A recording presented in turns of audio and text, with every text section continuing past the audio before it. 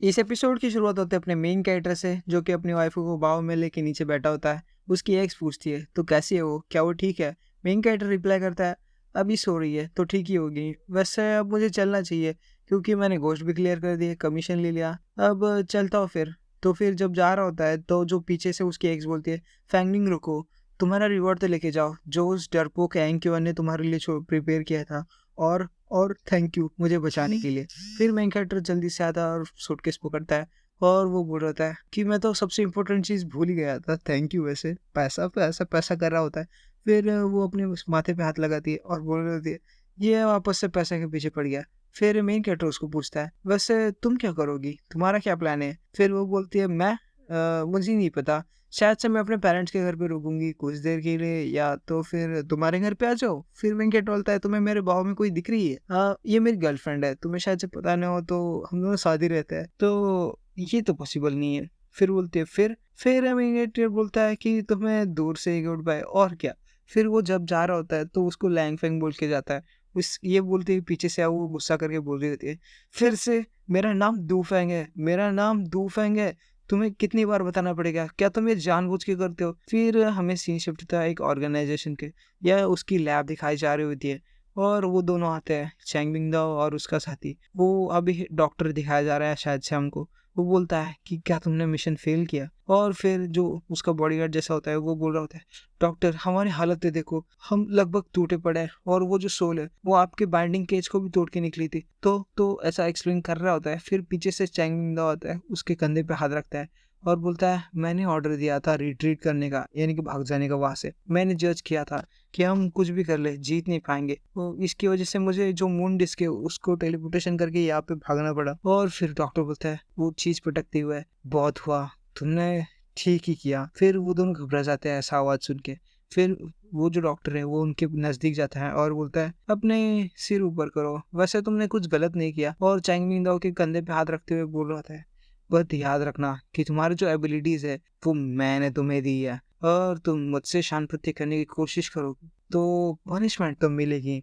चलो तुम्हें पनिशमेंट देता है तुम्हारा मिशन फेल करने के लिए, और मैं तुमसे ले रहा हूँ जो मून डिस्क है जिसकी वजह से ये दोनों भाग पाए थे, यही तुम्हारी स्पेशल पनिशमेंट होगी, और तुम्हें कोई दूसरे काम पे लगाऊंगा। फिर चाइमिंग बोलता है कि डॉक्टर हम तो बस ऐसा कुछ बोल रहा होता है। फिर डॉक्टर बोलता है, क्या तुम्हें कोई दिक्कत है? फिर ऐसा सुनते वो बोलता है, नहीं हमारी कैसे हिम्मत। फिर वो उन दोनों को जाने को बोलता है और बोलता है, एक डिटेल रिपोर्ट लिखो आज के जितने भी बैटल हुए थे उन सब के बारे में, और मुझे अभी ला के दो। फिर वो दोनों अपने एक दूसरे को संभालते हैं और बोलते हैं, यस डॉक्टर, और वहां से चले जाते हैं। फिर डॉक्टर का सीन दिखाया जाता है जो कि अपने हाथ की बोतल अपने हाथों से तोड़ देता है और बोलते हैं, दोनों कुत्ते कमीने, गुड फॉर नथिंग्स, मेरे मेरे टूल, और अपने आप को ही पूछ रहा है, मेरे हाथों की कुटपुतलियां और मुझे से म्याऊं कर रहे हैं। लगता है मुझे नए खिलौने लेने का वक्त आ गया है, पुराने खिलौने अब किसी काम के नहीं रही। मतलब वो उनको बोलते हैं ना कि चीटियां समझ रहा होता है। फिर वो अपने मन में सोच रहा होता है, वो जो लड़की है, वो प्रिंसेस जो 1000 साल पुरानी प्रिंसेस है टॉम की, वो अभी अभी अवेकन हुई है प्रीमैचुरली। हालांकि उसने छठी लेवल क्रॉस कर ली है, लेकिन ऐसा लगता नहीं है कि सोल हंटर का काम है ये कोई। फिर वो अपने हाथ में कुछ रेड सा ऑर्ब निकालता है और बोल रहा होता है, लगता है कि वो ज्यादा देर नहीं हुई अवेक हुए, तो हम उसे पकड़ सकते हैं, और अब तुम्हारी बारी है, तुम्हें खेलने के लिए तैयार होना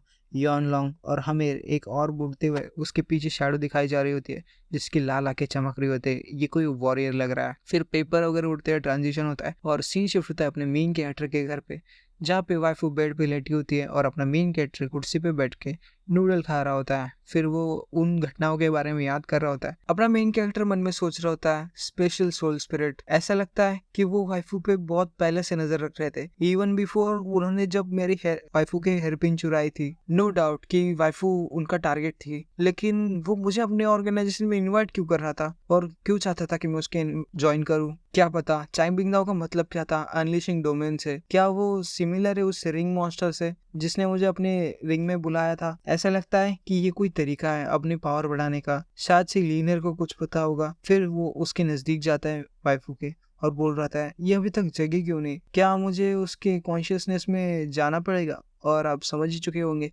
कॉन्शियसनेस में कैसे जाते हैं वाइफू के।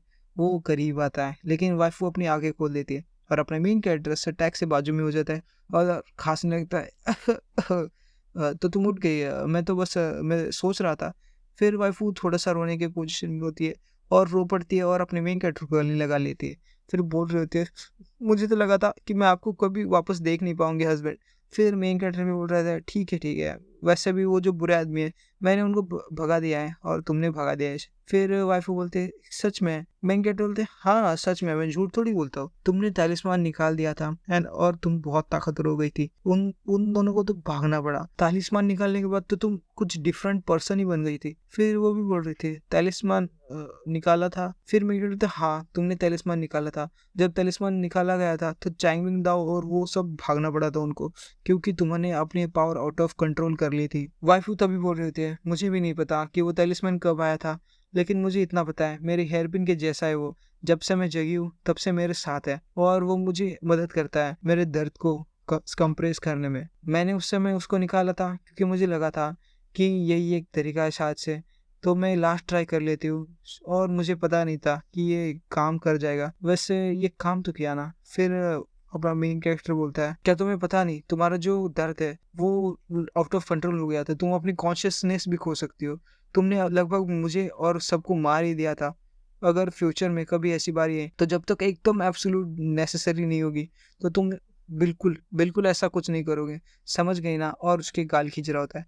फिर वाइफू को वो कंधे पे पकड़ता है और उसको बेड पे ऐसे धक्का दे देता है। फिर वो भी कुछ मूड में होता है, लेकिन कुछ होने से पहले अपना मेन कैरेक्टर उसके माथे पे एक पप्पी दे देता है। फिर वो उसको बेड पे सुला देता है और बोल रहा होता है, तुम सो जाओ, मैं अपना पैकिंग कर लेता हूँ, हम अभी मूव कर रहे हैं, मतलब इस जगह से जा रहा है।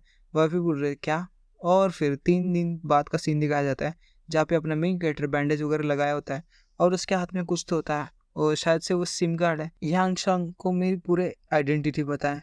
मुझे मेरा नंबर, करंट रेजिडेंस सब चेंज करना पड़ेगा। हालांकि मेरे पास अभी अच्छी खासी अमाउंट है जिससे कि मैं कुछ रेंट पे ले सकता हूँ और नई जगह ढूंढने में भी प्रॉब्लम नहीं आएगी। फिर मेन कैरेक्टर थोड़ा सा आराम करने के लिए लेटा ही होता है जब उसको अपनी आंखें बंद करता है, अपने सी ऑफ कॉन्शियसनेस में जा रहा होता है और जब वो अपनी आंखें खोलता है वो अपने छोटे रूप में होता है और बोल रहा होता है, नहीं, ये मैं नहीं हूँ, मैंने ये नहीं किया। और उसके हाथ में होता है चाकू और वो चाकू गिरता है और हमें दिखाया जा रहा होता है कि बहुत सारे लोग मरे पड़े होते हैं और अपना मेन कैरेक्टर छोटे रूप में चिल्ला रहा होता है।